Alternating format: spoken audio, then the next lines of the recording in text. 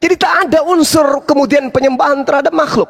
Semuanya menuju kepada hakikat pencipta langit dan bumi. Berbeda dengan yang Anda lakukan. Menyembah Yesus. Yesus yang mana? Yesus yang datang kepada Paulus. Sedangkan Yesus yang datang kepada muridnya berbeda dengan Yesus yang datang kepada Paulus tersebut.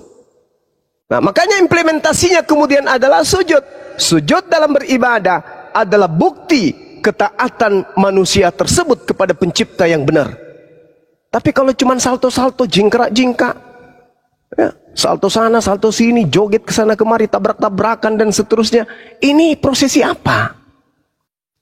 Sedangkan yang dipercontohkan kemudian oleh para nabi sujud. Bahkan Tuhan mengatakan Yesaya 66:23, bulan berganti bulan, sabat berganti sabat, seluruh umat manusia akan datang untuk sujud. Jadi syaratnya sujud dulu. Syaratnya sujud dulu. Nah, setelah sujud, lihat, dia sujud kepada siapa? Rabbus samawati wal ard. Sujud menghadap kepada pencipta langit dan bumi sesuai dengan yang diperintahkan. Nah, kalau Kristen tidak sujud, sujud aja kagak, apalagi yang lain. Iblis sujud gak? Enggak. Orang Kristen sujud gak? Enggak. Para nabi sujud gak? Sujud. Nah, umat Islam sujud gak? Sujud. Kami menemukan keadaan kami mengikuti para nabi, dan kami menemukan Kristen mengikuti para setan. Itu fakta, itu real. Itu real. Tak ada yang bisa mengatakan, oh itu cuma bualan. Tidak, itu fakta, itu real. Coba aja saudara-saudara Kristen ke gereja sujud. Kalau tidak bengkak jidatnya karena ketabrak pintu. Apa? Kursi. Kursi ada di depan, sujudlah di situ kalau tidak bengkak jidat. Sedangkan rumah ibadahnya orang Yahudi, rumah ibadahnya umat Islam, memang dipersiapkan untuk sujud kepada pencipta langit dan bumi. Kalian menghadap kemana ibadah? Ibadah kalian peruntukkan kepada siapa? Sedangkan ibadah seperti itu tidak pernah dipercontohkan kemudian oleh para nabi. Sekira begitu, Bung. Mohon maaf kalau kepanjangan, silakan. Iya, saya tahu. Oke, terima kasih teman-teman, harus memberikan apresiasi. Saya tahu Bang Juma itu narasinya panjang, saya tahu ya. Baik teman-teman, saya lanjutkan lagi ya. Jadi sudah saya katakan tadi, sujud boleh-boleh saja. Tetapi para nabi terdahulu, mereka tidak menjadikan batu sebagai kiblat mereka untuk sujud. Maka saya berharap kepada teman-teman yang memiliki akal ya, jangan sampai salah sujud. Karena nabi terdahulu tidak pernah menjadikan batu sebagai kiblat untuk dijadikan sujud. Enggak ya, teman-teman, jangan salah ya. Nah, sekarang saya lanjutkan lagi ya. Jadi Yesus ini dalam pengajarannya itu sangat luar biasa. Beliau mempertegas tentang ajaran-ajaran palsu yang berasal dari iblis ini. Dia ini sudah mengantisipasi supaya apa? Supaya penyesatan-penyesatan ini jangan sampai terjadi lagi, sama seperti di zamannya Nabi Elia. Jadi Yesus itu menyampaikan kepada murid-muridnya dan memperingati mereka bahwasan akan ada nabi-nabi palsu yang mengajarkan kesesatan yang berasal dari iblis. Di dalam Matius 24 ayat 11, banyak nabi palsu akan muncul dan menyesatkan banyak orang. Putri Sion, di-mute Putri Sion. Kenapa nih? Bentar, sorry, kebuka. Oke, Sion di-mute dulu Dinda. Ya, nanti bisa dibantu juga ya, mau berpendapat apa gimana Sion ya. Silakan, lanjut Pak Prof. Jadi Yesus itu sudah memperingati kepada murid-muridnya bahwasan akan ada nabi palsu yang akan mengajarkan kesesatan kepada manusia. Allah Subhanahu wa taala berfirman di dalam Al-Qur'an, A'udzubillahi minasyaitonirrajim. Walikulli wijhatun huwa muwalliha fastabiqul khairat. Ainama takunu ya'ti bikumullah jami'a. Innallaha ala kulli syai'in qadir. Dan setiap umat mempunyai kiblat yang dia menghadap kepadanya. Maka berlomba-lombalah kamu dalam kebaikan di mana saja kamu berada. Pasti Allah akan mengumpulkan kamu semuanya. Sungguh Allah Maha Kuasa atas segala sesuatu. Jadi Al-Quran mengklaim setiap umat itu memiliki kiblat. Apa buktinya? Kita lihat. Kejadian 28 misalnya. Keesokan harinya pagi-pagi Yakub mengambil batu yang dipakainya sebagai alas kepala. Lalu batu itu didirikan untuk menjadi tugu dan menuang minyak ke atasnya. Dan batu yang kudirikan sebagai tugu ini akan menjadi rumah Allah. Dan dari segala sesuatu yang engkau berikan kepadaku akan selalu kupersembahkan 1/10 kepadamu. Kemudian Yakub mengambil sebuah batu dan didirikannya lah menjadi tugu. Selanjutnya kata Laban kepada Yakub, inilah timbunan batu dan inilah tugu yang kudirikan antara aku dan engkau. Kejadian 31, timbunan batu dan tugu inilah menjadi kesaksian bahwa aku tidak akan melewati timbunan batu ini mendapatkan engkau, dan bahwa engkau tidak akan melewati timbunan batu dan tugu ini mendapatkan aku dengan berniat jahat. Kejadian 35. Kemudian Yakub mendirikan tugu di tempat itu, yakni tugu batu. Ia mempersembahkan korban curahan dan menuangkan minyak di atasnya. Jadi nabi-nabi terdahulu itu sudah mempercontohkan, kemudian mereka menyembah, di depan mereka itu ada tugu batu. Kita lihat di dalam Yosua 5. Jawabnya, bukan, tetapi akulah panglima bala tentara Tuhan. Sekarang aku datang. Lalu sujudlah Yosua dengan mukanya ke tanah, menyembah dan berkata kepadanya, apakah yang akan dikatakan Tuanku kepada hambanya ini? Ini jelas. Begitu juga Nabi Lot di dalam Kejadian 19, beliau juga sujud menghadap kebangunan. Dia jelas itu mengatakan itu bait suci, bait Allah. Begitu juga Nabi Harun, bilangan 20. Harun dan juga Musa melakukan sujud di dalam bait suci. Di bait suci itu sudah jelas ada batu. Lalu apa kaitannya dengan batu ini? Kita lihat apa yang diterangkan kemudian dalam Yosua 24 nomor 27.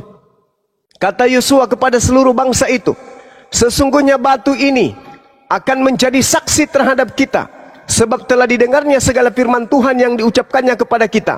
Sebab itu batu ini akan menjadi saksi terhadap kamu, supaya kamu jangan menyangkal Tuhanmu.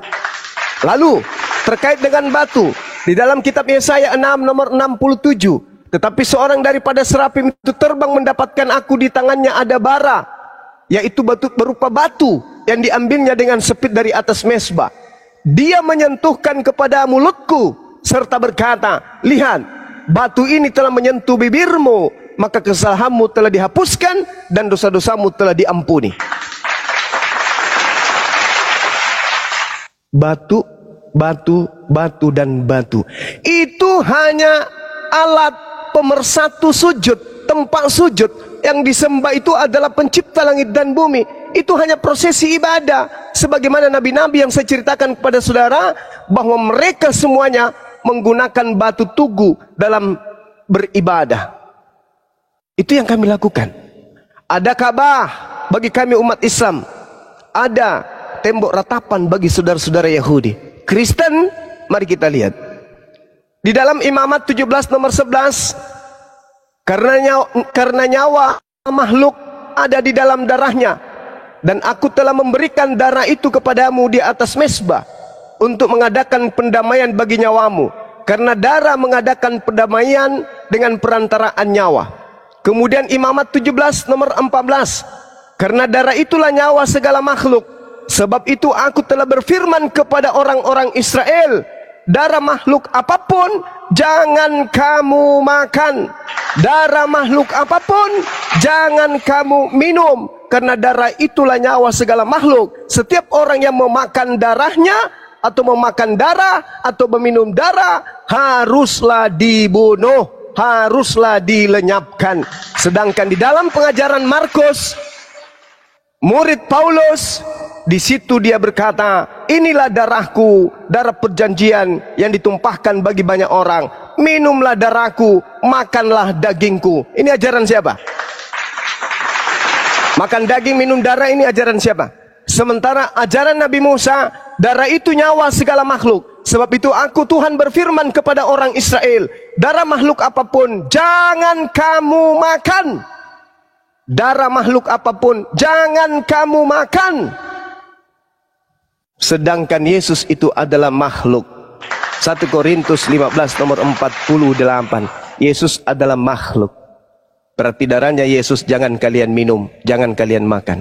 Nah, kami diperintahkan sujud beribadah kepada pencipta langit dan bumi. Orang Yahudi dilarang minum darah, kalian minum darah. Darah Tuhan lagi. Ya, saya kira begitu, Saudara Dr. Jackie. Mudah-mudahan Anda bisa tercerahkan. Demikian.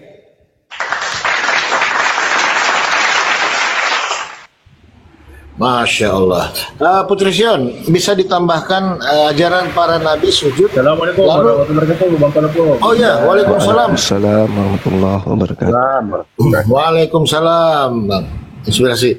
Silakan ditanggapi Mbak Putri Sion. Ajaran para nabi sujud. Kenapa ajaran Kristen jingkrak-jingkrak? Silakan Putri Sion ditanggapi. Aku izin turun ya teman-teman ya. Ya. Oke, terima kasih buat semuanya. Aku nyimak dari bawah, kebetulan ada tamu soalnya nih, ya. Iya, iya. Izin ya, Bang Juma. Iya, Bang. Oke. Sehat terus. Nanti naik kedua udah syahadat ya, udah syahadu ya. Silakan Putri Sion. Aduh, kebagiannya yang jingkrak-jingkrak pertanyaannya, woi. Ya kalau masalahnya untuk bernyanyi dan bernari, ya, dia mulai ini agak nyambung lah. Jadi kalau masalahnya sujud atau tidak sujud itu lihat aja, kalau berseliweran ada Kristen Ortodok itu justru mereka memperlihatkan ya bagaimana Kristen itu sujud gitu, dia kepada Tuhan itu mereka lakukan gitu.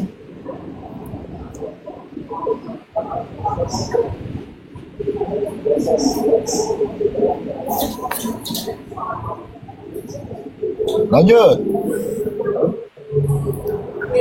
Kedengeran nggak sih suaranya? Putus. Coba. Selamat siang. Putar aku pindah dulu bentar. Oke, cari posisi dulu yang baik. Oke, selamat siang. Injil kebenaran. Protestan apa Katolik? Protestan, Bang. Ya, suaranya agak kencang dikit, Bang. Protestan, Bang. Ya, silakan. Ada yang mau ditanggapi? Ajaran siapa pengikut iblis? Ini agak gimana ya? Agak ngeri-ngeri sedap gitu ya. Iblis versi Islam dengan iblis versi Kristen berbeda. Makanya susah. Ya, silakan. Ya, maksudnya iblis di Kristen gondrong atau iblis gimana gitu loh? Kok beda iblis? Perasaan iblis Islam sama di aja. dalam iblis di dalam Islam ada iblis yang jin Islam. Ada juga iblis yang ciptaan Allah, memang dia diciptakan untuk menyesatkan karena sama produknya sama-sama menyesatkan, Allah juga menyesatkan. Kalau di dalam Kristen, iblis itu memang memberontak karena dia ingin menjadi raja, ingin disembah. Itu bedanya. Jadi poinnya, Jadi bingungnya di sini.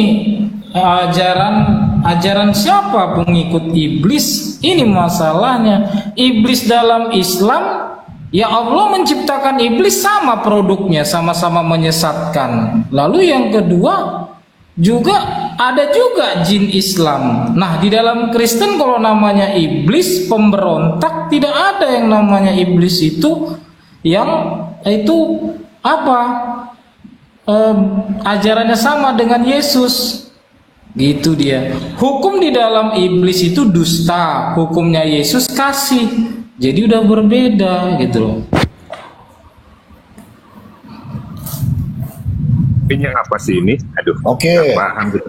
Oke, berarti saya tangkap tadi tentang iblisnya berbeda gitu ya. Nah, cuman Iya. bagaimana bisa membedakan antara iblis yang baik dengan iblis yang tidak baik gitu loh. Agak-agak aneh ini, agak aneh. Bisa membedakan Iya, iblis karena aja nggak gini tahu Bang. iblis. Di dalam Islam diceritakan iblis itu diciptakan untuk menyesatkan manusia. Allah juga menyesatkan siapa yang dia kehendaki. Baru ada juga rupanya jin Islam. Lah, saya pun bingung. Lalu kalau di dalam Kristen, dia iblis ini adalah malaikat yang memberontak karena aku ingin menyamai yang maha tinggi katanya. Ingin juga dia mengatasi ketinggian awan-awan. Ingin duduk di tempat yang paling jauh. Itu Yesaya 14. Karena itulah dia dicampakkan. Itulah makanya beda. Ya, aku mau bilang ajaran mana yang menyembah iblis?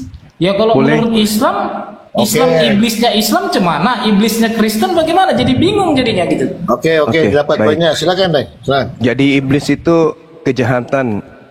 Ya, iblis itu sang jahat yang mengajak kepada kejahatan. Di Kristen juga begitu. Ya namanya Ayatnya iblis mana, itu Bang? Yesaya 45 nomor Itu Yesaya, jangan cerita Yesaya, Abang cerita Al-Qur'an, Bang.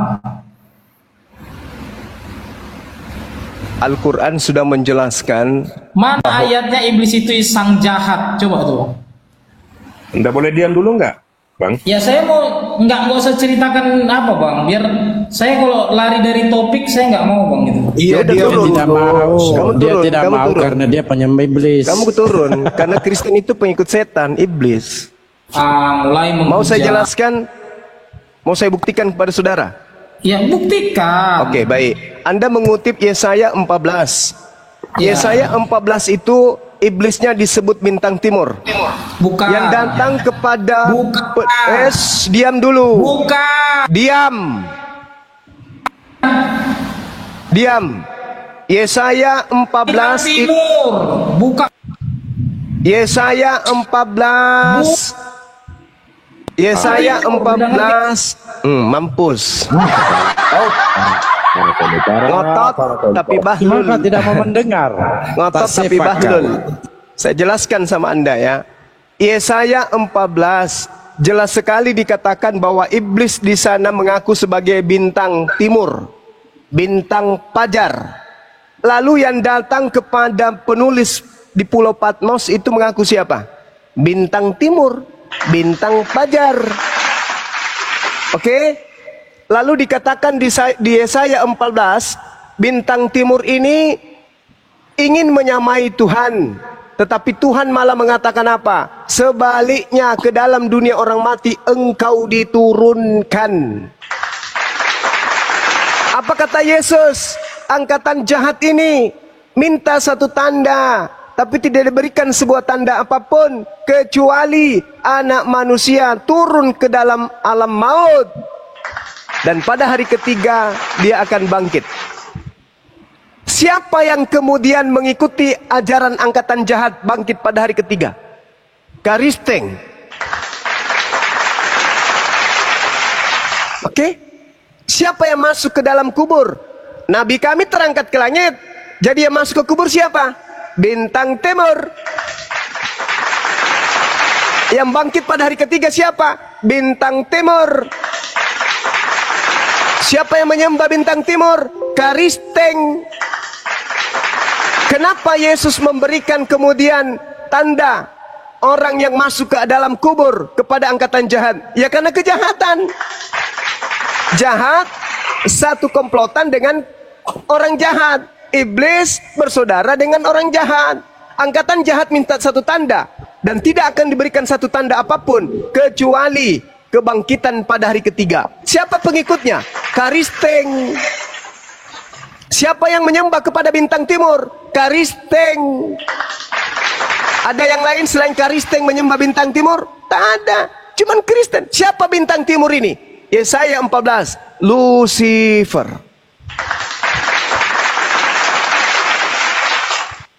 Diskusinya baik-baik, kawan. Kita akan jelaskan. Lalu bertanya Al-Quran, kita jelaskan Quran. Ya, Yesus ketika penginjilan selama 3 tahun, usia 30 sampai 33, tidak pernah sekalipun keluar dari mulut Yesus kalau dia adalah bintang timur. Tapi ketika Yesus sejenak sebelum terangkat ke langit, Yesus berkata akan datang penyesat membawa dengan memakai namaku. Penyesatnya mengaku namanya Yesus. Yang datang ke Pulau Patmos mengaku namanya siapa? Yesus. Akulah Yesus dari tunas Daud, sang bintang timur gilang gemilang. Itu siapa? Itu siapa itu yang tiba-tiba muncul mengatasnamakan dirinya Yesus, bintang timur? Itu siapa? Yesus. Mustahile. Itu bukan Yesus. Makanya tema ini, ajaran siapa yang mengikuti iblis? Ya tanya. Kami juga umat Islam sujud. Umatnya Nabi Musa sujud. Daud Salomo sujud. Yakub sujud. Abraham sujud. Kalian salto. Ikut siapa? Yesaya 66 nomor 23. Sabat berganti sabat, bulan berganti bulan, seluruh manusia akan datang sujud beribadah kepadaku. Siapa yang mempraktekkan itu? Tidak ada di situ dikatakan sabat berganti sabat, bulan berganti bulan, seluruh manusia akan datang jingkrak-jingkrak di hadapanku. Nggak ada. Nggak ada salto-salto kudus itu, nggak ada. Nggak ada.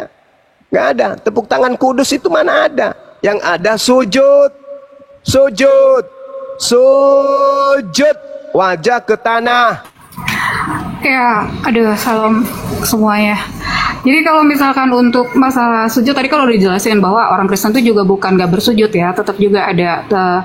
Dan cuman mungkin gak berlama-lama gitu, karena kalau sujud terlalu lama, lama-lama malah ketiduran kali ya gitu. Jadi memang Yesus berkata kalau berdoa tuh sama Tuhan kayak gini ya gitu. Jadi nggak usah berlama-lama seperti orang-orang yang tidak mengenal Allah gitu. Jadi berulang-ulang disebutkan, berkali-kali disebutkan gitu ya apa yang mau diminta gitu kan, seakan-akan Tuhan tuh nggak mendengar, seakan-akan Tuhan iman kita itu mulut kita ini lebih lebih penting daripada iman kita gitu. Tapi setiap apa yang kita sampaikan itu iman harus lebih kuat gitu, bahwa apa yang kita minta, apa yang kita sampaikan, apa yang kita imani itu itulah yang lebih penting gitu di hadapan Tuhan gitu, ketimbang kita sujud berlama-lama tetapi juga malah ketiduran gitu kan, jidatnya jadi sakit juga gitu. Nah itu semuanya juga udah diajarkan, makanya ada doa yang luar biasa yang diajarkan oleh Yesus, yaitu doa Bapa Kami. Jadi doa Bapa Kami itu berbicara tentang doa yang akan sangat memberkati ya, baik itu di kehidupan kita pribadi di dunia ini maupun di kerajaan surga. Dan isi dari doa Bapa Kami itu sangat bagus. Dia dia berbicara supaya kita ini meminta segala sesuatu kedamaian yang ada di surga itu tuh juga ada di dunia gitu. Karena apa? Karena dunia ini kan sesuatu yang fana gitu. Sesuatu yang fana dan tempat yang sangat menyakitkan untuk kita yang hidup ini. Ada yang anak yatim, ada yang nggak punya uang untuk makan gitu, ada orang yang kesakitan luar biasa. Itu dunia ini dunia fana, dunia yang sangat menyakitkan untuk manusia. Nah tetapi di dalam doa itu ada doa yang diajarkan itu supaya kita tuh nggak merasa bahwa diri kita ini harus meminta sesuatu tuh yang berlebihan, tetapi ada sesuatu yang kamu minta dong segala sesuatu yang ada di surga itu supaya bisa kamu terima di dunia ini gitu.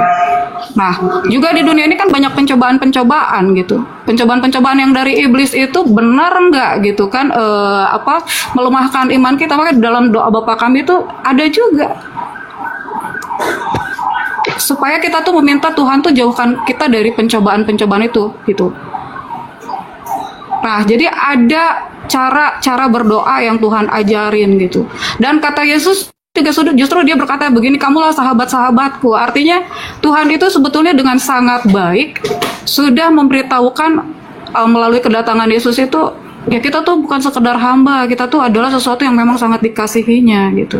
Nah makanya bagaimana kita bisa membedakan Tuhan itu Tuhan yang maha pengasih dan maha penyayang dengan iblis yang memang dasarnya dia adalah dipergunakan istilah apa ya? Dia hanya ingin manusia selalu tidak taat, selalu berada dalam kesalahan, selalu mati di dalam kesalahan dosa gitu.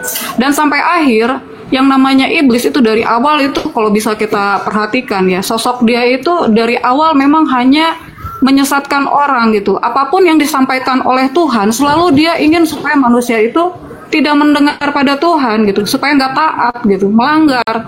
Nah, dia Oke, kenapa selalu sudah. melakukan itu? Oke, silakan.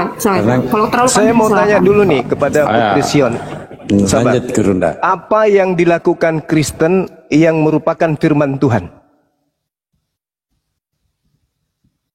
Oke, yang dilakukan orang Kristen adalah ya lebih lagi kepada hati. Jadi pertumbuhan iman itu, Mana pemahaman tentang dalilnya? Dalil. Perintah dalilnya mana? perintah dalilnya ada sebentar ya. Ya, Maka silakan. yang dibilang itu yang penting adalah bersunat hati sebetulnya. Yang dikehendaki Tuhan itu adalah kita supaya bisa hidup kudus. Sebentar ya. Ya, dalilnya mana? Jadi jangan cuma cuap-cuap tapi tak ada dalil. Enggak ada Bisa dalilnya, soalnya- Paman. Enggak, ibadah Bukan pengingat minggu, seperti makan itu. babi, tidak bersunat. Itu semua prosesi-prosesi agama Kristen ini perintah dari mana itu? Karena Oh, itu yang bukan prosesi, Bang Juma. Oh, itu prosesi. Itu bukan prosesi orang Itu Kristen. prosesi ibadah. Itu perintahnya mana? Anda kan mengatakan kalau makan membantah babi. firman-firman Tuhan lah. Sekarang yang Anda lakukan mana firman Tuhan dasarnya nyembah Yesus ada firman Tuhannya. Merasulkan Paulus ada firman Tuhannya. Mengkitabkan perjanjian baru ada firman Tuhannya. Enggak ada. Yang kalian lakukan menjadi Kristen itu semuanya perintah manusia. Menjadi Kristen itu perintah manusia, enggak ada perintah Tuhan. Masuk ke gereja perintah manusia, ibadah minggu perintah manusia, nyembah Yesus perintah manusia, makan babi perintah manusia. Apa yang Kristen lakukan perintah Tuhan? Tak ada secuil pun. Silakan. Iya, topiknya kenapa Kalau perintah Tuhan yang kita lakukan bersama-sama saat ini sebetulnya Bang Zuma pun melakukan perintah Yesus ya. Bahwa di Markus 13 ayat 10 Injil ini harus diberitakan ke segala bangsa. Injil yang mana yang Bang menurut Zuma dan Yesus? Putri Tion. Injil mana? Yang menurut Yesus itu Injil Kalau mana? ngomong Injil, ya kalau ngomong Injil ini kan yang tertulis di Markus 13 ayat 10 Ya, Injil yang artinya mana? Injil. Ya Injil emang Injil yang mana Bang? Injil yang di Ya, setahu bahas saya sekarang? nanti di Indonesia baru Kristen ini mulutnya bisa berkata Injil. Di luar Indonesia tidak ada orang Kristen menyebut Injil. Ya nggak apa-apa. Tapi yang Injil kami beritakan itu Bang Injil yang memang di dalam Bible ini, yang Nah, sama-sama itu dia. kita sedang Sementara berita. Yesus tidak mengenal Bible Anda. Itu masalahnya. Oh, kalau Yesus kasih tahu sudah. Oh enggak ada itu, enggak ada. Bible yang Anda pegang hari ini itu karangan manusia-manusia yang hidup setelah Yesus itu terangkat ke langit. Nah, sedangkan hasil sabar dulu. Sedangkan hasil penyelidikan daripada penulis kitab saudara, Lukas 6, Lukas 5, Matius 26, Yesus semalam-malaman sujud berdoa kepada Tuhannya. Sementara kalian sujud? Enggak ada kalian sujud. Sama seperti iblis. Iblis pun tak sujud. Enggak, Apa bedanya dengan Kristen? Kristen pun tak sujud. Yesus sujud dalam beribadah? Ya, sujud dalam beribadah. Orang Yahudi sujud dalam beribadah? Ya, sujud dalam beribadah. Kristen ngapain? Tripping, Nyanyi, Paman. joget. Joget-joget Bang. Ya, joget. Itu contoh dari joget-joget, mana? Bang. Yesus pernah joget. Yesus pernah joget. Daud kan joget-joget Bang. Yesusnya yang kubilang. Kalau Yesus kan gak menyembah dirinya sendiri lah. Hah? Apa ini? Yesus sujud kan tidak berdoa menyembah diri. memelas kepada Tuhannya. Kau bilang hendak menyembah. Ilmu dari mana? Yesus sejak dia lahir sampai dia meninggalkan dunia ini kerjanya hanya ibadah. Tak ada kerja lain. Ibadah terus Yesus itu. Tak pernah dia meninggalkan ibadah kepada Tuhannya. Tidurnya pun ibadah. Lah Kristen ini apa? Apa yang Kristen lakukan berdasarkan perintah Tuhan? Tak ada sedikit pun. Dari Kristen tidur sampai dia terbangun, sampai dia tidur kembali, tak ada satupun perintah Tuhan yang Kristen lakukan. Bro, kalian ada enggak bro? Saya tadi Islam kayak apa kalian ini, bro? Bentar dulu, Adi. Adi sabar nanti. Ini Putri juga baru bicara dari tadi kok di sini. Bentar ya, Adi ya. Oke, boleh lanjut ya, Bang. Aduh, makasih Silakan. banget nih. Ya, Tunjukkan kalau yang perintah dilakukan Tuhan yang oleh Kristen lakukan. Oke, yang kalau menurut Bang Juma, Injil ini Injil yang mana pertanyaannya ya? Ya artinya Putri juga harus berdasarkan Alkitabiah ya. Di dalam Markus 1 permulaan tentang Injil ya. Nih kalau Putri baca, permulaan tentang Injil Yesus Kristus. Ya, nggak ada Injil yang lain. Seperti ada tertulis dalam kitab Nabi Yesaya. Lihatlah aku menyuruh utusanku mendahului engkau. Ia akan mempersiapkan jalan bagimu. Nah, kalau berbicara tentang apa yang pernah ditulis Nabi Yesaya, nubuatan-nubuatan itu jelas ada, dan inilah permulaan Injil itu, bahwa Yesus yang ada di dunia dan dia melakukan segala nubuatan itu yang merupakan kehendak Allah telah dijadikan dan telah digenapi. Itulah permulaan Injil. Jadi Injil mana yang kita beritakan sesuai dengan perintah yang ada di Alkitab, kita sama-sama memberitakan Injil sesuai dengan Markus 13 ayat 10. Itulah yang diperintahkan oleh Yesus. Jadikanlah segala bangsa muridku. Baik Bang Juma dan juga Putri Sion, ini kita sama-sama sedang melakukan perintah Yesus itu, perintah Tuhan itu. Gunanya untuk apa kita memberitakan firman ini? Karena Injil yang diberitakan ini memberikan kabar gembira kepada kita semua umat manusia yang dulunya berdosa, supaya kita ini mengetahui betapa besar dan luasnya kasih Allah mengasihi kita dengan cara demikian. Apa yang Dia mau adalah manusia ini tetap hidup. Jadi kita nggak mati lagi di dalam dosa, karena yang tadi disebutkan sama Pak Me, upah dosa itu adalah maut.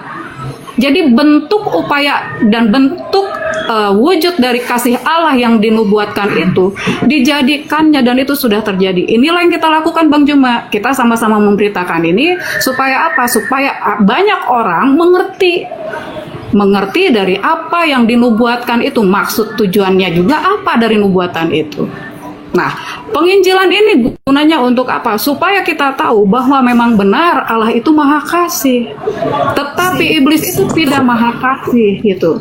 Karena sejak semulanya memang iblis itu hanya ingin manusia mati dan binasa. Makanya setiap apa yang disampaikan oleh Tuhan, dia akan selalu menjebak dengan tipuan-tipuan supaya tidak percaya. Kita lihat Adam dan Hawa. Waktu pada mulanya Allah sudah berkata, jangan kamu makan buah pohon itu. Tetapi si iblis datang, makan aja nggak apa-apa, kamu dapat hidup. Datang lagi Nabi Nuh, Nabi Musa, semuanya tidak mempercaya bahwa mereka datang dari Tuhan. Kamu akan selamat kalau kamu ikut bahtera ini. Nanti kalau kamu nggak ikut, itu air bah datang.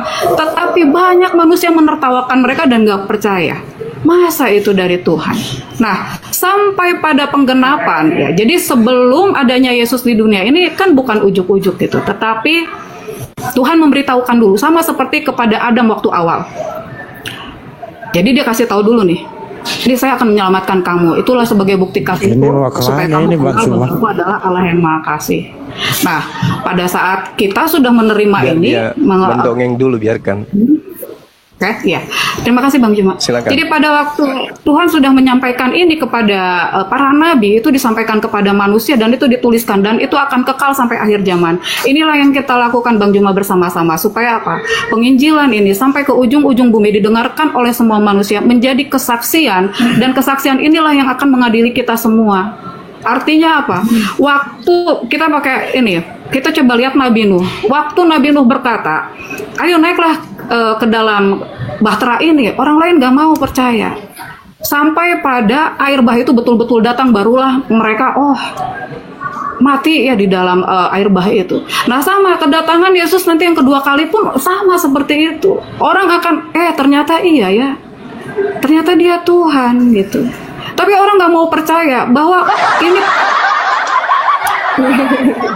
kenapa ketawa ya? Sekarang Ya, gini jadi aja Putri Sion. Ya, silakan, Gini Bang Juma. Putri Sion, gini. Yesus datang melakukan penginjilan kepada Bani Israel, menyerukan, menyuarakan, menggaungkan, meneriakkan kepada Bani Israel agar Bani Israel percaya kepada dirinya sebagai utusan Tuhan atau Tuhan itu sendiri. Dia adalah Tuhan itu sendiri. Jangan, itu iman Anda. Yang saya tanya Yesus. Yesus teriak siang dan malam kepada Bani Israel agar Bani Israel percaya dirinya utusan Tuhan atau dia Tuhan itu sendiri. Dia sendiri yang berbicara kepada Itu iman Kristen. Saya tidak tanya ke iman Kristen. Yang saya tanya ajaran Yesus. Yesus teriak siang dan malam kepada Bani Israel. Teriakan Yesus itu agar Bani Israel percaya dirinya utusan Tuhan atau percaya dirinya Tuhan itu sendiri. dia biar supaya umat Israel itu Sebentar Pak kalau Adi, dia sebentar Pak Adi. Pak Adi, tahan dulu Pak Adi sebentar ya. Oke, jadi bahwa Yesus itu sudah menyatakan itu dalam perbuatan ya, makanya Yesus berkata, kalau kamu nggak percaya bahwa aku daripada Allah, kamu seenggaknya percayalah dari setiap perbuatan-perbuatan. Nah, Yesus mau orang-orang Yahudi percaya dirinya utusan Tuhan atau Tuhan itu sendiri. Tuhan itu Ya, untuk sebentar Pak Adi, untuk awal-awal Yesus berada di dunia ini, memang semua orang itu tidak akan percaya ya. Jadi waktu itu Yesus akan mengatakan dia utusan, dan itu dikatakannya sesuai dengan maaf ya, sebentar. Yesus mau dipercaya agar orang-orang percaya kalau dirinya adalah utusan Tuhan. Dalilnya Yohanes 14:31. Betul. Yesus mau dipercaya sebagai utusan Tuhan. Muncul Kristen memutarbalikkan ajaran Yesus, mengatakan Yesus itu Tuhan. Ilmu dari mana? Sedangkan Yesus mati-matian mengajarkan kepada pengikutnya yang asli agar mereka percaya dirinya hanya utusan Tuhan. benar, dia mengutus dirinya sendiri. Nenek Mukiper, mana itu? Kembali kepada penjelasan saudara Sion ya. Yang pertama tadi saya sudah menjelaskan kepada saudara, Yesus penginjilan agar Bani Israel percaya dirinya adalah Rasulullah. Anda membaca Markus 1. Sekarang lanjutkan ke data nomor 14-nya. Apa kata Yesus? Sesudah Yohanes ditangkap, datanglah Yesus ke Galilea memberitakan Injil Allah. Yesus memberitakan Injil Allah, bukan memberitakan buku Markus, Matius, Yohanes, Petrus, Lukas, Roma, Galatia, Filipi. Bukan. Bukan itu yang diberitakan oleh Yesus. Waktunya telah genap, kerajaan Elohim sudah dekat, bertaubatlah dan percayalah kepada Injil. Injil yang mana? Bukan Markus, bukan Matius, bukan Yohanes, bukan surah-surah Paulus. Kita lihat dalam Yohanes 1 nomor 43. Pada keesokan harinya Yesus memutuskan untuk berangkat ke Galilea. Dia bertemu dengan Filipus dan berkata kepadanya, ikutlah aku. Saya ulang, dia bertemu dengan Filipus, tidak bertemu dengan Paulus, tidak bertemu dengan Lukas, tidak bertemu dengan Markus, tidak bertemu pengarang Yohanes dan pengarang Matius, tapi bertemu dengan Filipus. Anda baca di dalam Kisah Para Rasul 8, maka mulailah Filipus berbicara dan bertolak dari nas itu, yaitu memberitakan Injil Yesus kepadanya. Yang diberitakan Filipus, orang yang diberi legalitas untuk mengajarkan Injil adalah Injil Yesus. Pertanyaan saya, mana Injil Yesus itu? Mana Injil kerajaan Allah yang Yesus ajarkan di Galilea? Yang Anda pegang hari ini hanya karangan-karangan wartawan yang Anda sebut dengan firman Tuhan. Karangan Lukas, karangan Markus, karangan Matius, karangan Yohanes, karangan Paulus, semuanya bukan firman Tuhan. Itu hanya hasil dari rekayasa mereka berdasarkan dari penyelidikan mereka. Sedangkan Injil kerajaan Allah, Injil yang Yesus beritakan dan Injil yang Filipus beritakan adalah buku yang berbeda, ketetapan yang berbeda, firman yang berbeda dengan apa yang Anda genggam hari ini. Kecuali Anda ingin membuktikan ada Injil Filipus. Mana? Tunjukkan ke saya ingin baca. Silakan.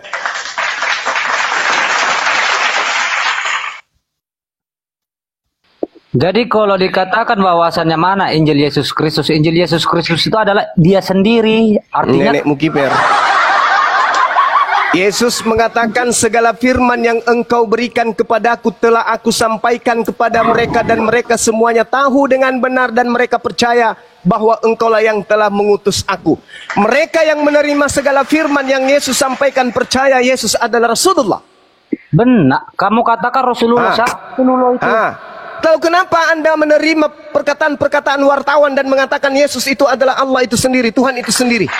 Sedangkan Yesus sendiri mengatakan menurut penelitian buku Yohanes, segala firman yang engkau berikan kepada aku telah aku sampaikan kepada mereka dan mereka sudah tahu dengan benar dan mereka percaya bahwa engkaulah yang telah mengutus aku. Orang-orang yang telah menerima segala firman yang keluar dari mulut Yesus menghantarkan mereka percaya bahwa Yesus itu siapa? Rasulullah. Kenapa Anda kemudian percaya Yesus itu adalah Allah itu sendiri? Karena Anda tidak menerima firman dari Yesus. Anda menerima perkataan Paulus, Lukas, Matius, Yohanes, bukan menerima firman yang Yesus terima dari Tuhan. Makanya Anda berbeda. Anda itu beda dengan Kristen itu berbeda dengan murid Yesus. Murid Yesus adalah kumpulan orang-orang yang menerima firman dari Yesus dan kumpulan orang-orang yang percaya bahwa Yesus adalah Rasulullah. Sedangkan Kristen, pengikut Paulus, kumpulan orang-orang yang percaya Paulus dengan mengatakan Yesus adalah Tuhan itu sendiri. Beda. Makanya kalian diusir. Enyahlah daripadaku wahai Kristen, kalian semua adalah pembuat kejahatan, aku tidak mengenal kalian. Itu dalil Matius 7, 22, 23. Hayo, mana Injil Filipus yang diberitakan oleh Yesus dan Filipus? Bisa Anda tunjukkan? Kan sudah saya katakan kepada kamu, Injil itu adalah kabar baik. Kabar baik itu adalah Yesus Kristus sendiri. Makanya, emang benar dalam Alkitab itu seakan-akan dan kedua sosok yang menceritakan. Seakan-akan Yesus menerima firman. Yesus bahkan mengatakan apa? Aku sebagai penerima firman tidak berkata-kata dari diriku sendiri. Apa yang aku katakan adalah apa yang diperintahkan kepadaku untuk aku katakan dan aku sampaikan. Itu menurut penelitian pengarang Yohanes dalam Yohanes 8:12 nomor 48.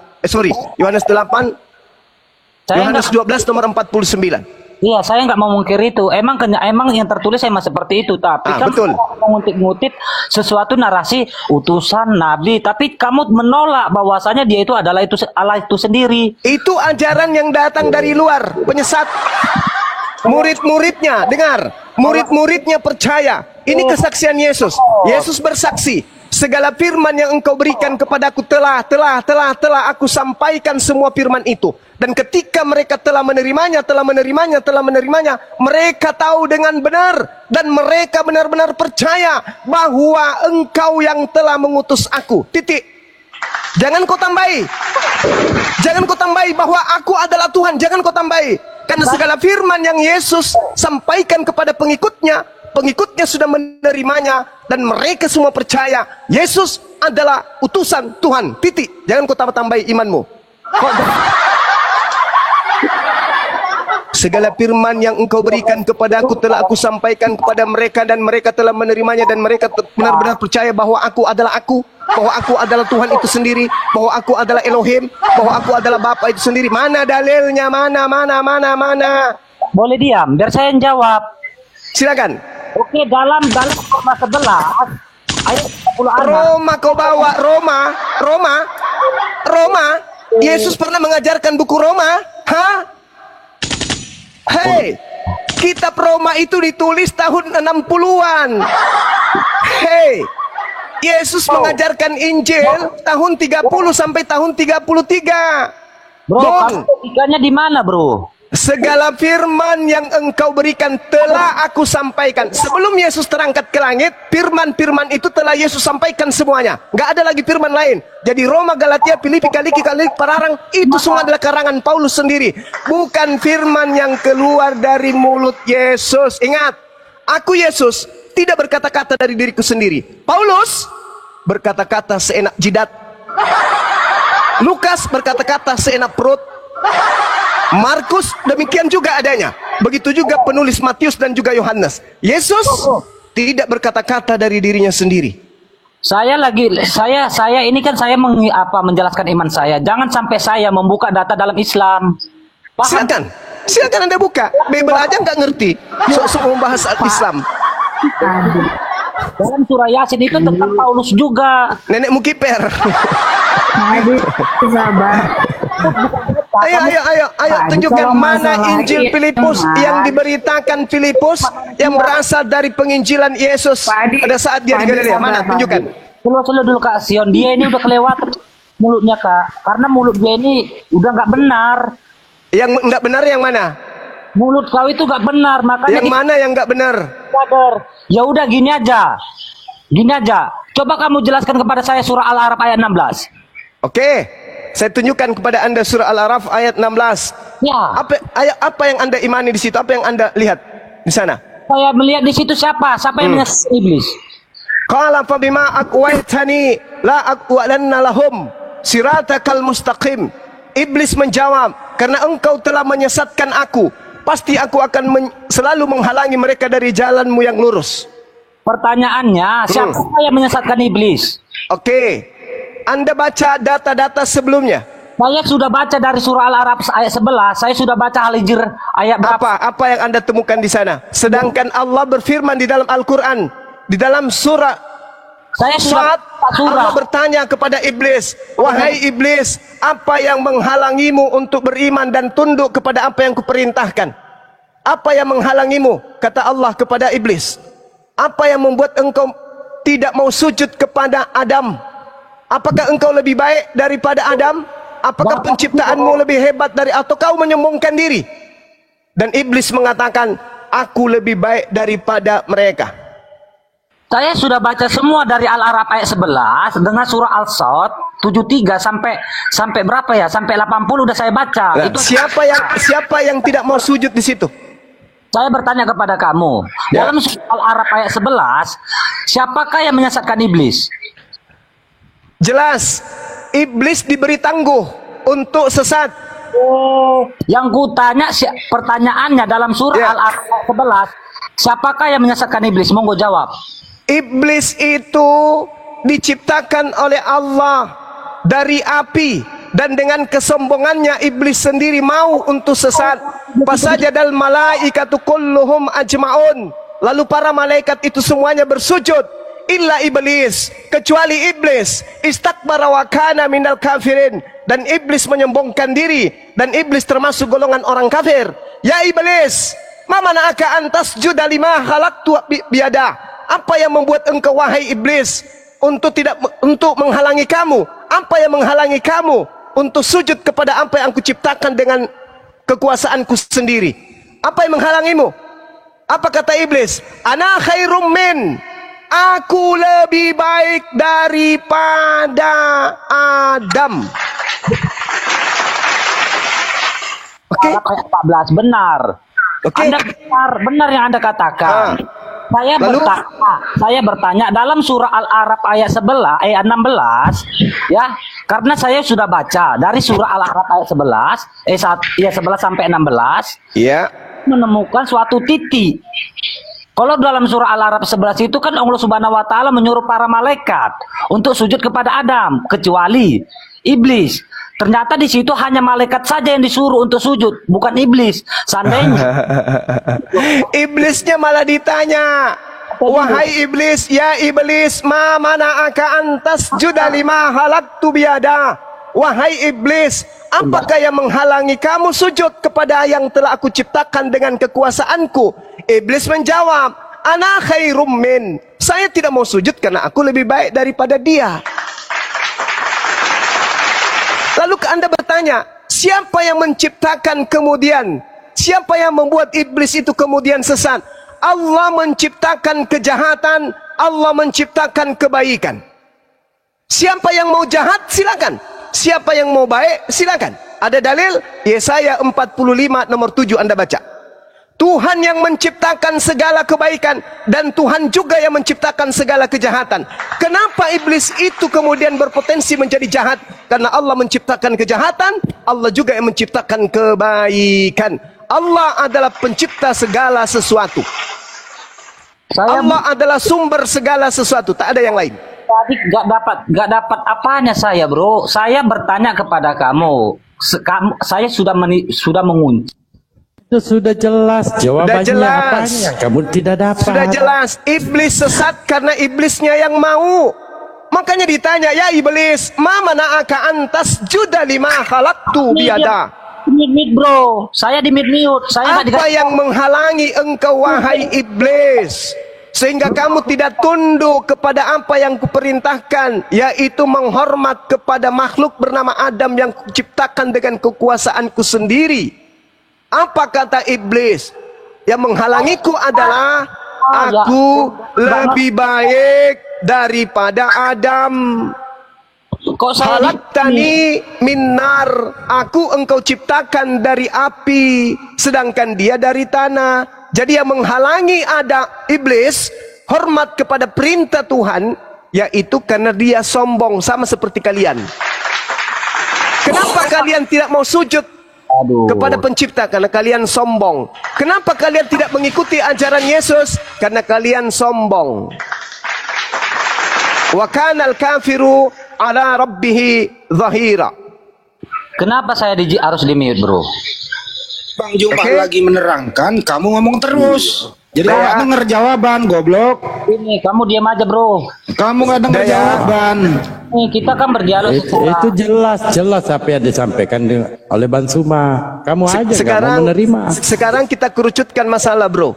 Ini, bro, saya sudah klarifikasi tentang surah Al-Araf itu. Saya tidak pernah menemukan kesalahan iblis. Iya. Oke, izin dulu. Saya sudah dibacakan ketika Allah berkata kemudian Allah memerintahkan kemudian makhluk-makhluknya pasajadal malaikatu kulluhum ajma'un. Lalu para malaikat itu bersujud semuanya kepada Adam kecuali iblis. Illa iblis istakbara wa kana minal kafirin. Kecuali iblis. Iblis itu sombongkan diri, dan iblis itu segolongan dengan orang-orang kafir. Mereka sombong. Kenapa kalian tidak tunduk kepada hukum Taurat yang diajarkan oleh Yesus? Karena kalian sombong. Kalian itu segolongan dengan setan. Boleh saya sedikit, Bang Bung? Mantap. Ya, silakan. Kan saya bertanya dalam surah Al-Araf ayat 16. Ya, Anda mengambil narasumber dari surah Al-Araf ayat 11, 12, 13, 14, 15. Ya, Al-Quran memang kayak gitu. Yang saya pertanyakan itu surah Al-Araf ayat 16. Karena Al-Quran menjelaskan di surah Sad jawabannya. Saya kan udah membaca, saya udah mengunci 4 surah. Surah Al-Sad. Terus Anda merasa lebih pintar gitu. Baca dari data nomor 11-nya. Walaqad khalaqnakum tsumma sawwarnakum tsumma qulna lil malaikati isjudu li Adam. Fasajadu illa iblis lam yakum minas sajidin. Dan sungguh kami telah menciptakan kamu, kemudian membentuk tubuhmu, kemudian kami berfirman kepada para malaikat, bersujudlah kamu kepada Adam, maka mereka pun sujud kecuali iblis, dan iblis tidak termasuk mereka yang bersujud. Tuh. Lalu iblis ditanya oleh Allah, "Ma mana'aka alla tasjuda is amartuk?" Apa yang menghalangimu sehingga engkau wahai iblis tidak bersujud kepada Adam ketika aku menyuruhmu? Iblis menjawab apa? Ana khairum min. Saya lebih baik daripada Adam. Engkau ciptakan aku dari api, sedangkan dia engkau ciptakan dari tanah. Khalaqtani min nar wa khalaqtahu min tin. Itu jelas itu. Lalu Allah berfirman, maka turunlah engkau wahai iblis, karena kamu tidak sepatutnya menyombongkan diri di dalamnya. Keluar dari jannahku. Sesungguhnya kamu termasuk makhluk yang hina. Diusir dia. Iblis kemudian menjawab, anzirni ila yaumi yub'atsun. Ya Tuhanku, berilah aku penangguhan waktu sampai mereka dibangkitkan. Apa kata Allah? Innaka minal munzarin. Benar, kamu termasuk yang kuberi tanggung usianya. Kuberi penangguhan waktu. Bang Juma, saya udah baca, bukan saya baca. Lalu Anda bertanya, siapa yang menyesatkan? Loh, yang menyesatkan itu adalah dirinya sendiri, karena dia tidak mau sujud. Di mana? Dalam surah Al-Araf ayat 11, ya kita Ini orang ini dibilang-bilang. Iblisnya yang berkata, karena engkau telah menyesatkan aku. Di mana dalilnya Allah menyesatkan iblis? Di mana dalilnya? Di mana dalilnya Allah menyesatkan iblis? Ini iblis sedang berkata, "Pabima aqwaitani." Sejak kapan Allah menyesatkan iblis? Tak ada. Iblis diperintahkan sujud. Ketika mereka tidak mau sujud, Allah klarifikasi. Kenapa kau enggak mau sujud? Karena aku lebih baik dari mereka. Ana khairum min. Saya lebih baik. Saya dari api, dia dari tanah. Aku lebih baik, masa saya harus sujud? Lalu ketika Allah mendengarkan permintaan, oke, tapi tanggungkan umurku, panjangkan usiaku. Allah mengatakan apa? Oke, kamu termasuk makhluk yang aku tanggungkan, usiamu ku panjangkan. Tapi setelah itu iblis memutar balik. Fabima aqwaitani la apa dikatakan situ? Ayat berapa tadi? Ayat 16. Ayat 16-nya baca Qala aja. innaka minal munzarin qala fabima aqwaitani la aqudanna lahum sirataka mustaqim. Nah, itu. Di situ dikatakan bahwasanya karena engkau telah menyesatkan aku, pasti aku akan selalu menghalangi mereka dari jalanmu yang lurus. Pertanyaannya, siapa? Sepertinya ini cerdas ini Pak Gurunda. Kita uji dulu dia baca Al-Quran. Coba dibaca dulu. Enggak mungkin bisa lah orang baca Bible aja enggak bisa. Baca Bahasa dulu, Indonesia baca aja nih yang dulu. ngerti. Udah, jangan lari-lari ke situ, bro. Tidak lari-lari ini yang Anda bawakan. Kalau umat Islam paham ini. Ini yang Anda bawakan, coba dibaca Pak. Saya nggak tahu baca. Bagaimana Anda mau protes? Tidak ada yang menyesatkan Kucel, iblis. Tidak ada yang menyesatkan iblis. Tak ada Allah menyesatkan. Tak ada. Justru iblis yang mau. Dia yang ridho. Dia yang mau. Hormat. Sekarang Bang Joma, Anda sudah menjawab, Bang Joma sudah menjawab 4 kali, 5 kali. Anda nggak terima, bertanya terus. Sekarang giliran Bang Joma lagi yang nanya ke Anda. Silakan. Saya Anda mau diatur nggak? Anda mau diatur nggak? Saya boleh bertanya? Iya, pada giliran saudara? Bang Joma yang bertanya. Oke. Anda standby di situ. Oke. Ketika kemudian di dalam kitab saudara dikatakan 1 Samuel 18 nomor 10. Keesokan harinya iblis yang berasal dari Tuhan berkuasa atas Saul. Pertanyaan saya, ini kenapa ada iblis berasal dari Tuhan? Silakan.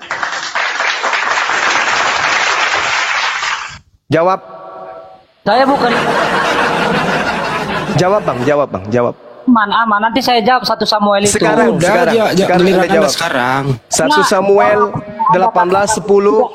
Tidak ada Keesokan harinya iblis yang berasal dari Tuhan Bapa berkuasa atas Saul, sehingga Saul kerasukan setan di tengah-tengah rumah, sedang Daud main kecapi seperti sehari-hari. Adapun Saul ada tombak di tangannya. Pertanyaan saya, kok ada setan yang berasal dari Elohim?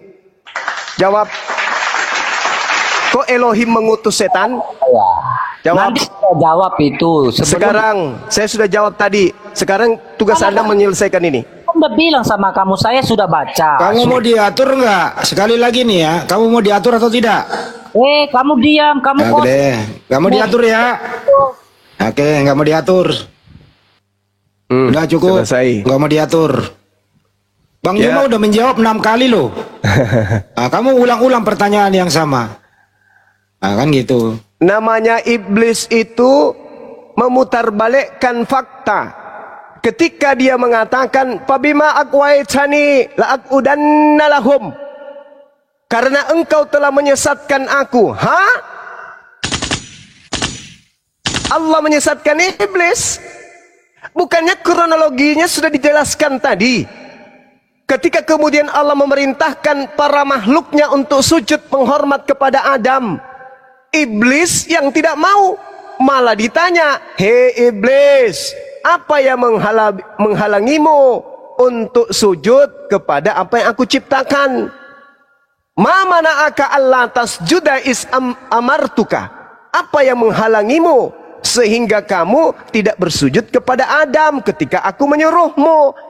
Andai saja yang menyesatkan iblis itu adalah Allah, maka iblis akan menjawab, engkau kan yang menyesatkan aku. Tapi tidak, dia malah menjawabnya bahwa aku lebih baik daripada Adam. Aku kau ciptakan, ana khairum min khalaqtani min nar. Engkau menciptakan aku dari api, dia dari tanah loh. Masa aku mau sujud ke dia? Itu diakui bahwa iblis sendiri yang mau. Tapi yang namanya iblis suka memutarbalikkan fakta. Ketika diperintahkan turun dari surga, apa yang dikatakan kemudian? Berilah aku penangguhan.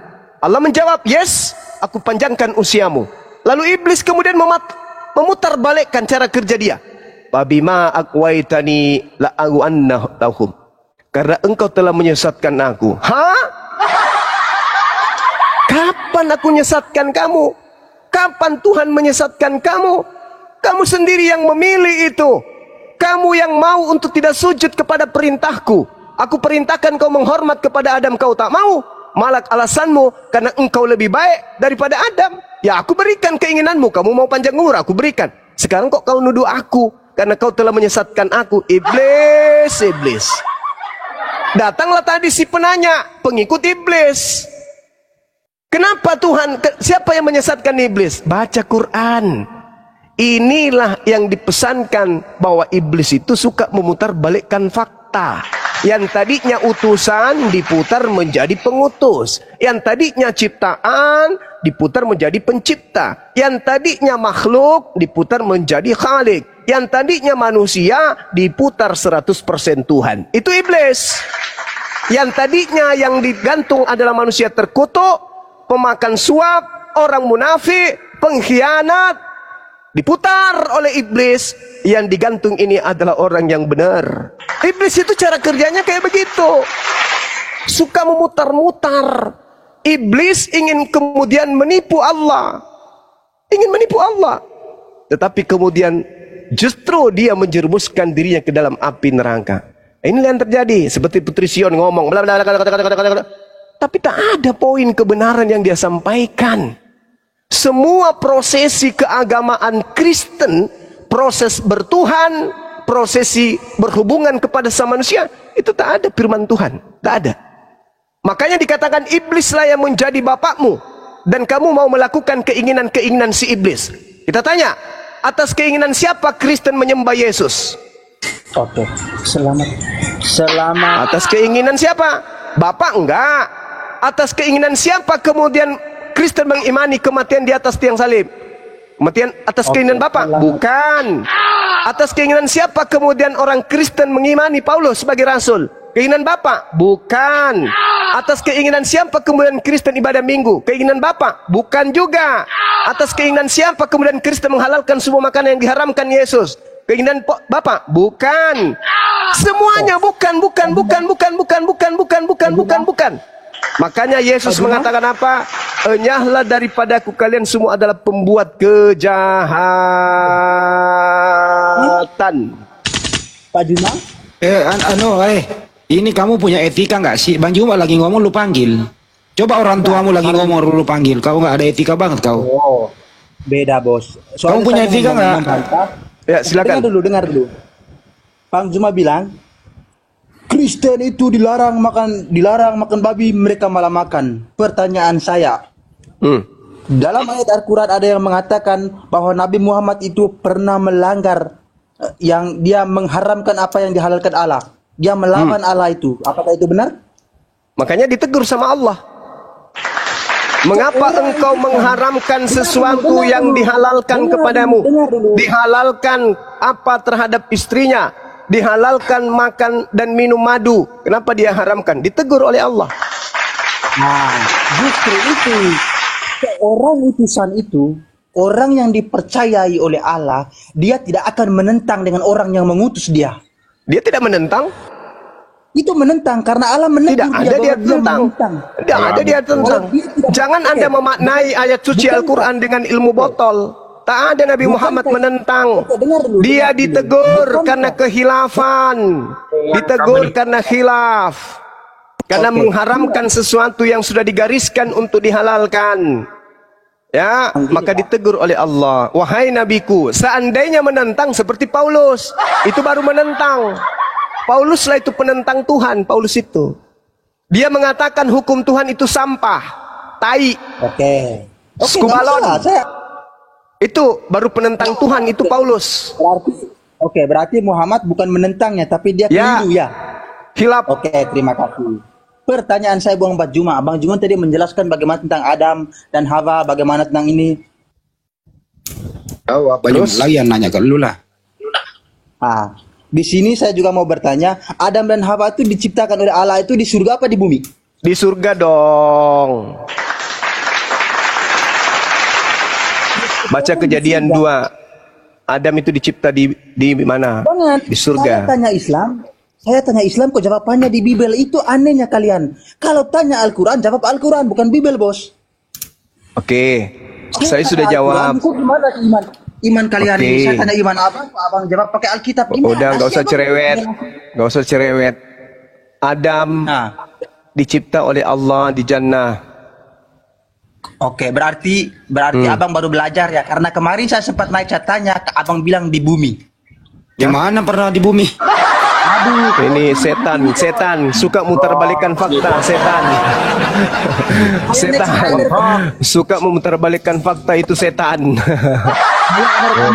Apa sih ini anak-anak Paulus begini? Kagak cocok dihadapkan dengan Anak-anaknya Paulus.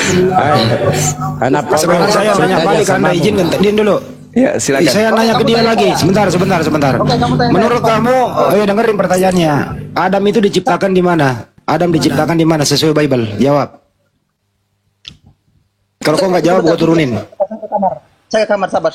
Adam diciptakan di bumi atau di surga? Jawab. Sabar bang, saya ke kamar. Saya nggak dulu. minta sabar. Tunggu Jawab. hujan masalahnya.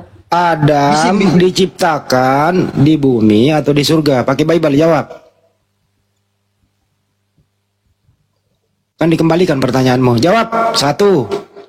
Gue hitung sampai 10 nggak turun. 2, 3, 4, 5, 6, 7, 8, 9. Terusin 10-nya Bang Juma. Adam dan Hawa itu diciptakan di bumi. Kasih Datanya dalil. mana? Pakai data. Kenapa? Dalil, Pakai data di dalil. mana? Dalil. Enggak apa-apa. Ketampil dia. Adam diciptakan di Silakan. mana? Di bumi. Udah Bandal Bo, udah dia mau jawab. Ketika Adam diusir kemana dia? Kan diusir dia. Biarin dulu Dalbo, dia pakai jangan dulu itu, biar dulu tampilin dalil. Nanti Banyuma yang kanter. Biarin dulu. Mana dalilnya, Bro? Sabar, santai dulu. Saya mau cek dalil dulu. Cari. Bang Fahri diam dulu, biar yang lain Banyuma aja berdua. Biar kondusif. Banyuma menunggu jawaban. Silakan. Kita diam semua. Ayo. Justru Bible, kitabnya Yahudi mengatakan Adam itu dicipta di surga. Oke, santai.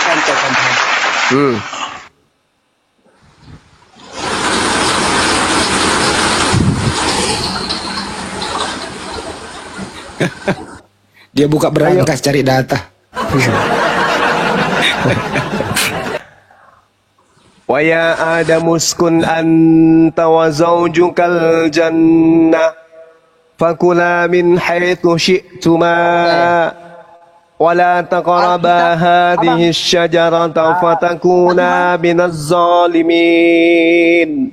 Wahai Adam, tinggallah engkau bersama istrimu dalam surga dan makanlah apa saja yang mau kamu sukai, yang kalian sukai. Tetapi jangan kamu berdua dekati pohon yang satu ini. Apabila kamu berdua mendekatinya, kamu berdua termasuk orang-orang yang zalim. Adam di surga. Kalau Al-Quran di surga, tahu coba. Di Kejadian 1 ayat 26 sampai 28 dan Kejadian 2 ayat 4 sampai 25. Baca. Baca dong. Enggak. Saya mau baca di sini soalnya. Oke. Adam dan Hawa tinggal di Taman Eden yang ada di bumi. Sedangkan dalam Al-Quran diceritakan Adam dan Hawa biarin, tinggal ketahuan di surga. banyak, Itu bedanya. Gimana? Dengar. Dalam data Alkitab, Kejadian bab 1 ayat 26 sampai 28 dan Kejadian 2 sampai 4 sampai 25, Adam dan Hawa tinggal di Taman Eden yang ada di bumi. Sedangkan Al-Quran diceritakan Mana dalilnya? bahwa Adam dan Hawa Bacakan tinggal di surga. Taman Eden di bumi. Kamu lucu. Taman Eden. Kau tahu Ibraninya? Hah? Taman Eden, kamu tahu Taman Eden itu di mana? Saya tanya kamu, Taman Eden itu di mana? Taman Bi Eden. Oke, ini Taman Eden, Bos. Saya mau jelaskan. Hah? Ganbi Eden. Bahasa Ibraninya Ganbi Eden. bahasa Ibrani-nya. Gan bi Eden. Bukan dikatakan Gan bi Eretz. Gan bi Eden. Taman di Eden. Bukan taman di bumi. Gan itu taman, bi di Eden itu adalah alam. Taman di sebuah alam yang bernama Eden. Bahasa Ibraninya Gan bi Eden. Bukan taman Eden, taman di Eden. La haula wala quwata illa billah. Enggak ada taman di Eden. Hei, ku kasih kamu data. Kejadian 3 nomor 23. Adam diusir dari Eden ke bumi. Anda sudah ngerti? Dari Eden ke bumi. Diusir dari Eden ke bumi. Anda ngerti? Kalau Eden di bumi Saya mau ikut di Al-Quran Bang Zuma. Pertanyaan udah ini dulu. Pindah lagi lu. Al-Quran.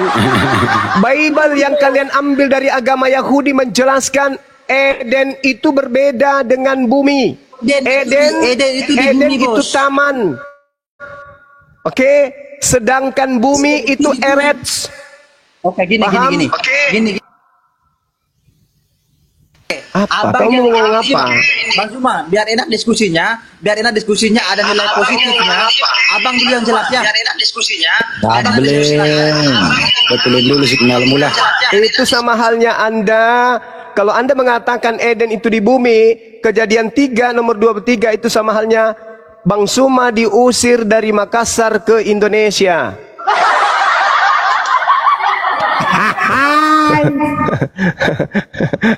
Transmigrasi dong. Kejadian 323. Saya diusir dari Makassar ke Indonesia. Saya diusir dari Jakarta ke Indonesia. Di mana nih? Transmigrasi. Berisik dia, turunin lah, berisik. Belajar dulu kawan, belajar dulu. Adam itu dicipta di taman di Eden. Gan di Eden. Gini Bang.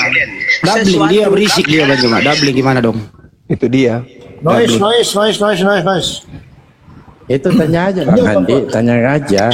Iya, Adam itu. diusir kemana? Nanti lagi ya, noise. Turun dulu, anak zaman turun dulu Bang. Saya kasih turun dulu ya, doubling. Saya kasih turun dulu ya, doubling. Silakan Bang Zuma. Bang Zuma, kalau mereka ini. Bang Zuma, kalau Taman Eden di bumi artinya transmigrasi dong, dari bumi ke bumi gitu. Gak bisa Bang Handi. Eden itu alam yang penuh dengan batu permata. Yehezkiel 28 nomor 13. Coba teman-teman, ada nggak yang bisa baca tuh? Yehezkiel 28. Bacakan 28. saya nomor 13-nya. Oh, Yehezkiel 28 ya. Iya, nomor 13-nya. Bacakan saya Bang Andi. Bentar dulu.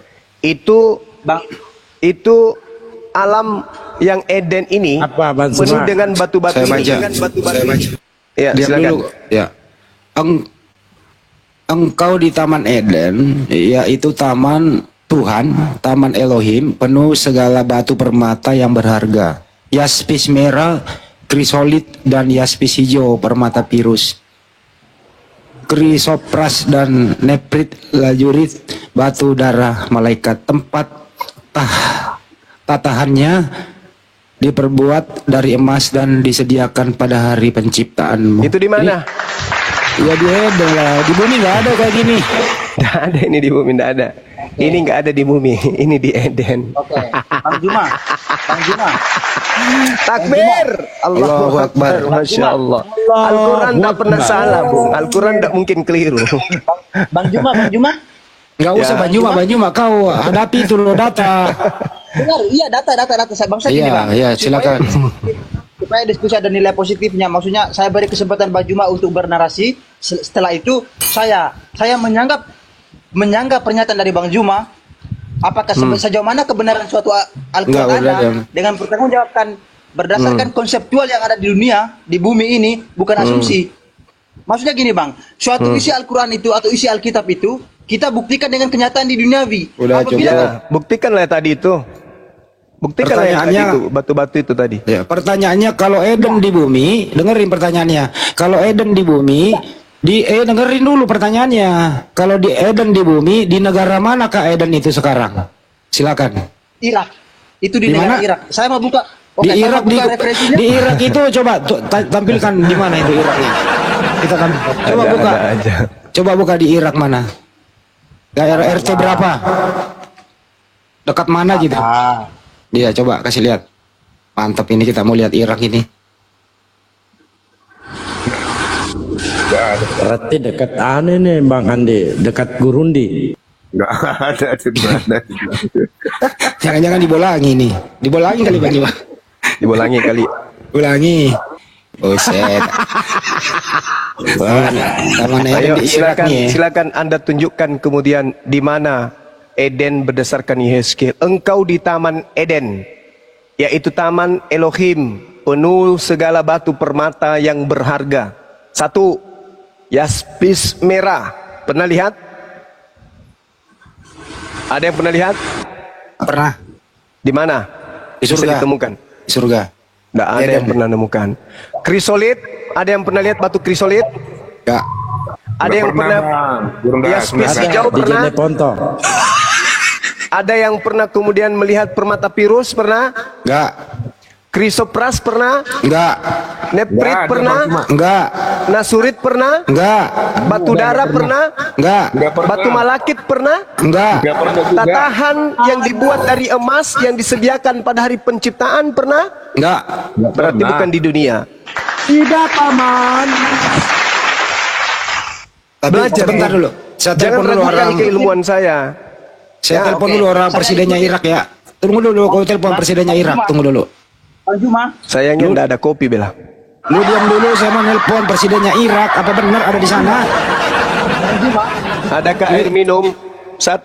Bang Juma. Sali, kasih. Entar dulu lu jangan Banyumak melulu, mana datamu di Irak? Daerah mana? Gimana saya mau menampilkan data? Yang ada Gimana di saya mau bumi itu menampilkan cuma data? batu lase, Bang. Tidak Iya, ada batu yang SE, batu Batu lima. badau, batu badau ada batu badau. Batu badau, Sebentar, batu Bang api. Hadi. Ya, sebentar. Sebentar Bang Hadi, saya kasih tahu bendahara dulu. Bendahara, tolong ini orang diskusi, kopi habis. Bendahara. Batu lasir. Alhamdulillah. Bentar dulu Bang Juma. Enggak usah Banyumak, Ya, Banyumak yang mana ada di datamu? bumi Bang Suma. Enggak Apa usah sih Banyumak, batu apa Banyumak. Bang Suma? Iraknya sebelah mana? Iraknya. Irak mana? Di mana? Irak sebelah mana? Bang Juma, saya Enggak mau usah uji Banyumak, gua maksud enggak persilakan. Gua pengen siksa lu di sini. Iraknya di mana? Sebelah mana? Itu harus Batu kebenaran dacing. itu harus diuji. Batu dacing itu pakai tukang itu batu dacing. Ini buktinya. Anu, batimbang, Kalian batimbang udah gabah. beriman. Di mana di Ngomong Iraknya? apa, Om?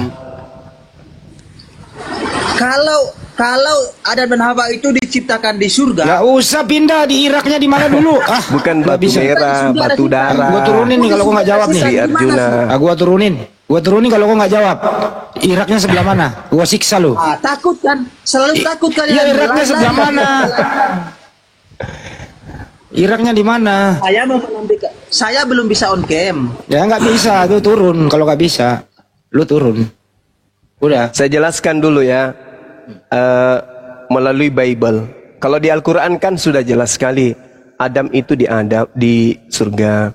Wa qulna ya Adam uskun anta wa zawjukal jannah wa kula minha ragadan haitsu syi'tuma wa la taqraba hadhihi syajarata fatakuna minas zalimin. Jadi Adam dan istrinya itu di jannah, di surga. Nah, kita lihat bagaimana kitabnya orang Yahudi menceritakan itu. Anda buka sekarang nih yang adik-adik yang mau belajar kristolog. Pembuktian secara akurat berdata di dalam Bible kalau Adam itu dicipta di surga. Silakan Anda buka di Kejadian 2. Fokus di nomor 4-nya. Di situ bumi dan langit beserta isinya telah selesai diciptakan. Kejadian 2 nomor 4.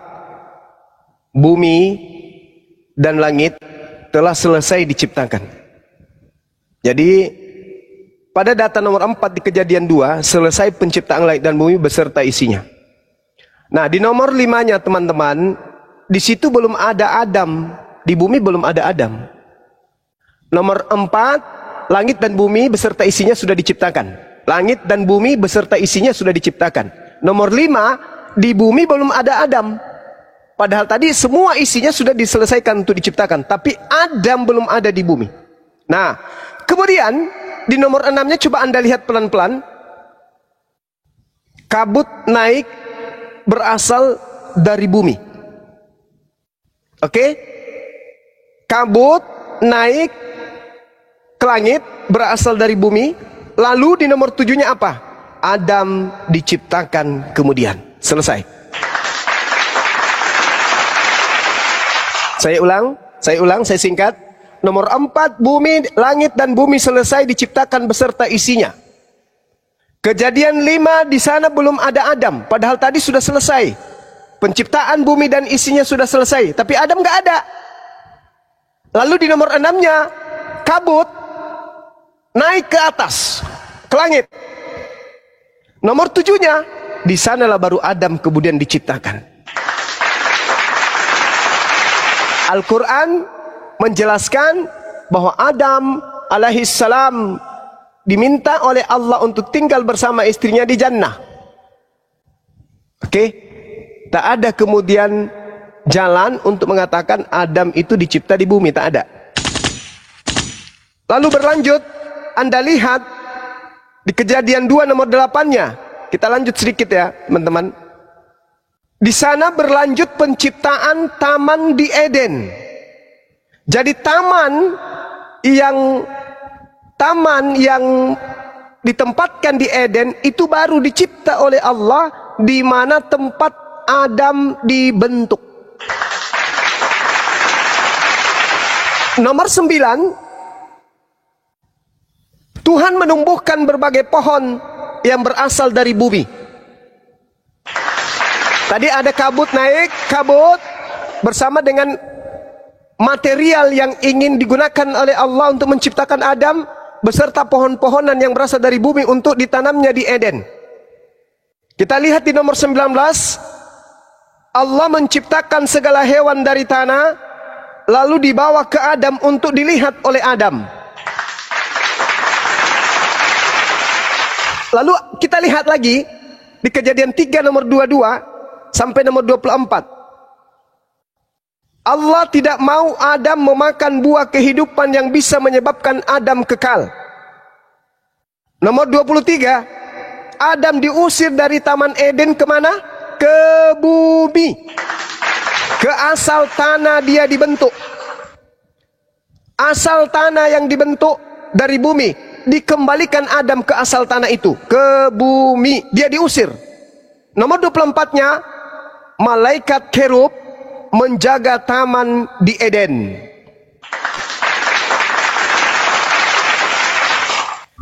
Kalau kita melihat di dalam kitab Wahyu dan kita lihat dalam kitab Lukas, Wahyu 2 nomor 7, di situ ada disebut Taman Firdaus. Lukas 23 nomor 43 juga menyinggung tentang Taman Firdaus. Jadi jelas sekali di Kejadian 2 nomor 25, kenapa Adam dan istrinya tidak malu kemudian ketika dia belum makan buah ilmu pengetahuan? Itu pertanyaan. Karena dia sedang berada di heaven, surga. Di surga tak ada rasa malu, tak ada cemburu, tak ada rasa iri, tak ada rasa dengki, tak ada ngantuk, tak ada lapar, dan seterusnya. Keadaan yang dialami Adam ini keadaan yang dialami oleh makhluk yang ada di jannah, di surga. Jadi kesimpulannya, Adam alaihissalam diciptakan oleh Allah Gan bi Eden, di sebuah taman yang ada di Eden. Nanti dari Eden diusir ke Ars, ke bumi. Jadi dari Taman Eden diusir kemudian ke bumi. Demikian.